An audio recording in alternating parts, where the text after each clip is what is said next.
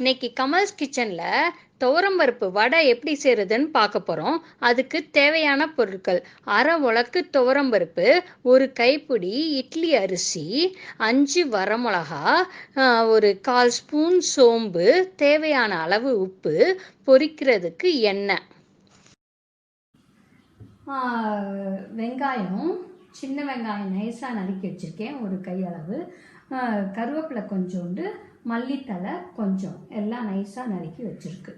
இப்போ எப்படி செய்கிறதுன்னு பார்ப்போம்.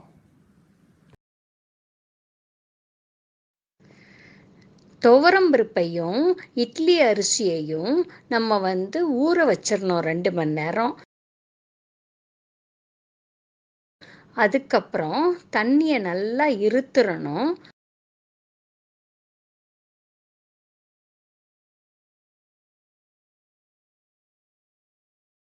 அதுக்கப்புறம் ஒரு மிக்ஸி எடுத்து இந்த வரமிளகாயும் சோம்பையும் முதல்ல தண்ணி இல்லாமல் முணுக்கிடணும். அதுக்கப்புறம் இந்த தண்ணி வடிஞ்ச பருப்பையும் ஆட் பண்ணி நம்ம பெருன்னு கொஞ்சம் ரவை மாதிரி அரைச்சி எடுத்துக்க போகிறோம்.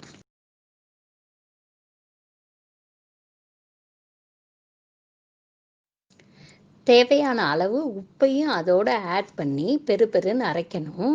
தண்ணி லைட்டாக தொளிச்சுக்கணும், ரொம்ப தொளிக்கக்கூடாது, ரொம்ப நைஸாகவும் ஆயிடக்கூடாது, பெருன்னு தான் இருக்கணும். இப்போ பெருன்னு அரைச்சி எடுத்த இந்த பருப்பில் நம்ம நறுக்கி வச்சுருக்க வெங்காயத்தை நல்லா நசுக்கி போடணும்.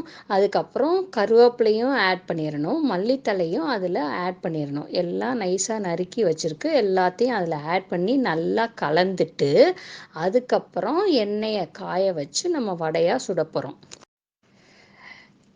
இருப்புச்சட்டியில் எண்ணெயை ஊற்றி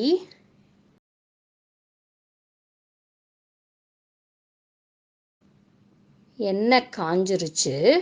இப்போ இதை சின்ன சின்ன வடைகளாக தட்டி போடுவோம்.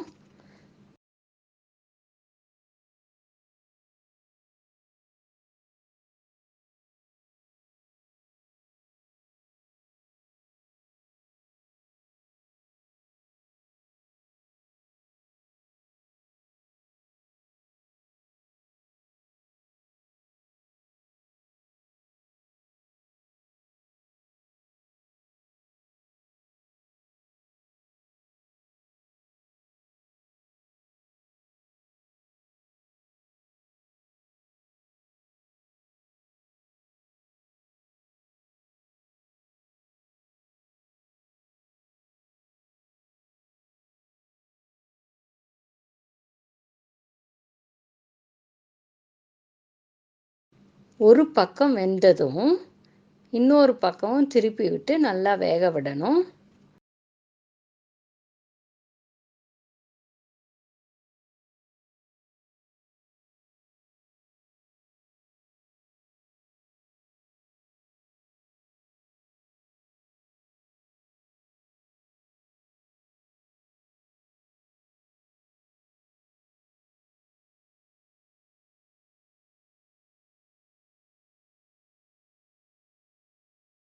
நல்லா பொன்னிறம் ஆனாலும் அதை எடுத்து சர்வ் பண்ண வேண்டியதான்.